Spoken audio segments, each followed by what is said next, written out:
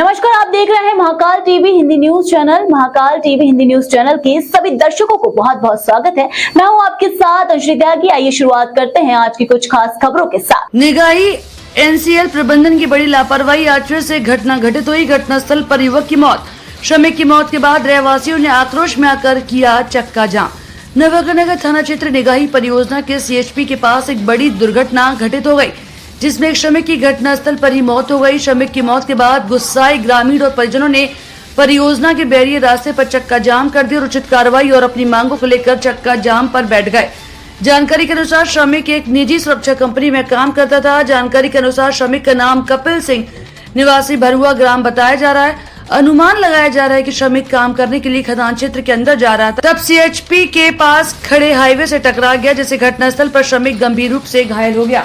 आरोप लगाया जा रहा है कि घटना के बाद प्रबंधन ने श्रमिक को एम्बुलेंस से लगभग आधे घंटे तक बैरियर पर रोक रखा था। देर से चिकित्सा पहुंचने की वजह से श्रमिक की मौत हुई। तो वहीं आरोप ये भी लगाए जा रहे हैं कि श्रमिक की मौत के बाद प्रबंधन एवं निजी कंपनी मिलजुल कर घटनास्थल से पहले सबूत मिटाने का प्रयास किया और जिस स्थान पर दुर्घटना घटित हुई वहां से श्रमिक की मोटरसाइकिल को खदान परिसर से बाहर ले जाकर फेंक दिया गया। सूत्रों से बता दें कि इस पूरे घटनाक्रम के दौरान कुछ देर के लिए सीसीटीवी कैमरे भी बंद किए गए थे। महाकाल टीवी से जिला संवाददाता विपिन सिंह चंदेल, सिंगरौली। आने के बाद सामने जो बैरियर, इसी बैरियर पे लगभग 30 से 35 मिनट और उसको इंतजार कराया गया, जहां पे उसकी मौत हो गई। तो सीधा सीधा ये कहा जाए कि एनसीएल प्रबंधन की लापरवाही की वजह से उसकी मृत्यु हुई। लेकिन सबसे बड़ी विषय ये है, आप सबके माध्यम से हम लोग इस बात को समाज तक पहुंचाना चाहते हैं कि सिंगरौली के साथ कैसा खेल हो रहा है। इस बात को आप सब समझने का प्रयास करिए। अभी एसओपी साहब ने कहा कि सड़क दुर्घटना है, मान लेते हैं कि सड़क दुर्घटना है और एक व्यक्ति की सड़क दुर्घटना होती है, ट्रक में जाकर टकरा जाता है, टकराने के बाद वो घायल हो जाता है, घायल होने के बाद उसका उपचार नहीं हो पाता, उसकी मृत्यु हो जाती है। तो ऐसी क्या मजबूरी थी, ऐसी क्या समस्या पड़ी थी एनसीएल प्रबंधन के सामने? ऐसे कौन से साक्ष्य मिटाने आवश्यक थे कि उन्होंने ट्रक की दूरी से लगभग उसकी मोटरसाइकिल को 3 किलोमीटर की दूरी पे फेंक दिया ले जाकर के? ट्रक को क्यों पानी से धुलवा दिया गया? सड़क पे पड़े हुए खून के धब्बे को क्यों मिटा दिया गया? इससे यह समझ में आ रहा है कहीं ना कहीं इसमें से बू आ रही है। एक बड़े षड्यंत्र को अंजाम तक पहुंचाने का प्रयास एनसीएल प्रबंधन के द्वारा किया गया और अब लीपापोती करने का काम किया जा रहा है।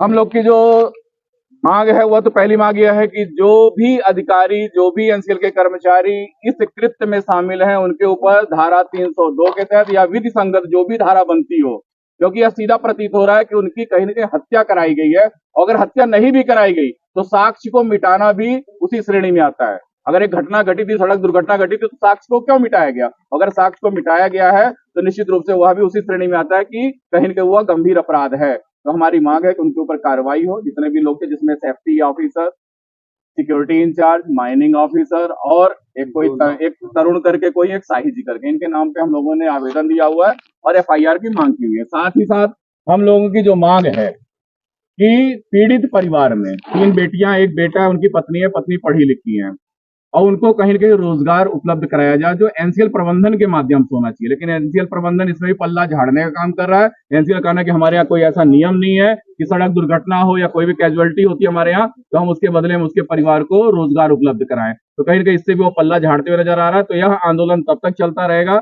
जब तक सक्षम अधिकारी आकर के यह नहीं बता देता कि उन 4 बच्चों के लिए आप क्या कर रहे हो, क्योंकि मांगे कि उन बच्चों की शिक्षा मुफ्त कराई जाए, कम 12वीं कक्षा तक उनके इलाज की व्यवस्था निःशुल्क कराई जाए और पीड़ित को एनसीएल योजना के निगाह अमलोरी संचालय में किसी भी पदस्थापित जाए, जिससे वो अपना जीविका उत्पादन कर सके। आज यह कहते हुए बहुत ही आत्मिक पीड़ा हो रही है।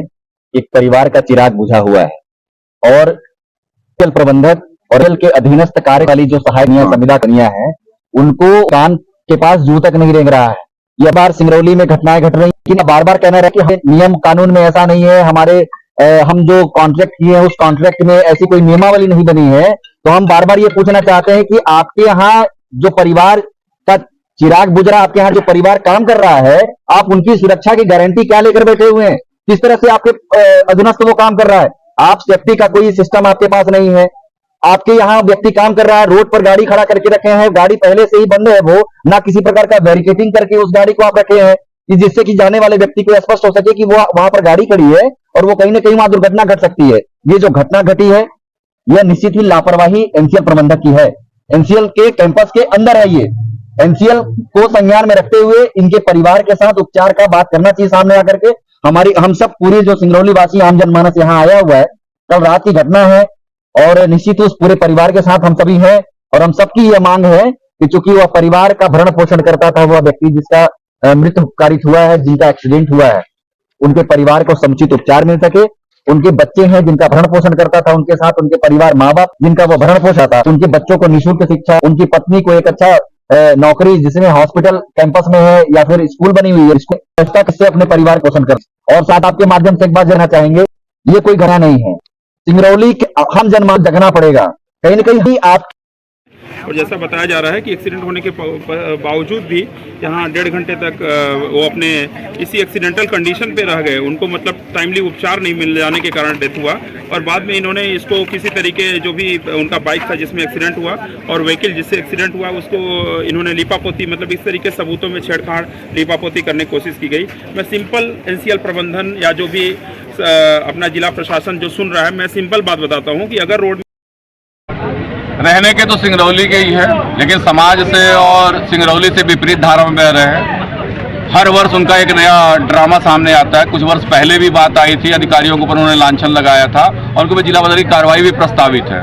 कल फिर एक वीडियो उनका सामने आया है और उस लाइव वीडियो के माध्यम से उन्होंने सिंगरौली के पुलिस अधीक्षक को, सिंगरौली जिले के कलेक्टर को, सिंगरौली जिले के विधायकों को, मंत्री को, प्रभारी मंत्री के साथ साथ हमारे समाज के वरिष्ठ शीर्ष कांति देव सिंह राजा साहब के ऊपर भी अनेकों आरोप लगाए। हम लोगों ने उनसे मांग किया हुआ था कल रात से ही कि अगर आपके पास कोई प्रमाण है तो उसको आप प्रमाणित कर दीजिए, हम लोग आपका विरोध नहीं करें। लेकिन अभी तक वो कोई भी प्रमाण प्रस्तुत नहीं कर पाए किसी भी माध्यम से, जिसके विरुद्ध हम लोग अब पुलिस अधीक्षक कार्यालय में आए हुए हैं और हम सबकी जो मांग है उस मांग को पुलिस अधीक्षक महोदया के सामने रखेंगे और उनकी गिरफ्तारी और लंबित जो उनके ऊपर जिला बदर का प्रकरण था उसकी पुनः फाइल खुल जाए और उनके ऊपर कार्रवाई हो जाए, यही हम सबकी मांग रहेगी। तो फिलहाल के लिए इस खबर में बस इतना ही। देश दुनिया की तमाम बड़ी खबरों को देखने के लिए बने रहिए महाकाल टीवी के साथ।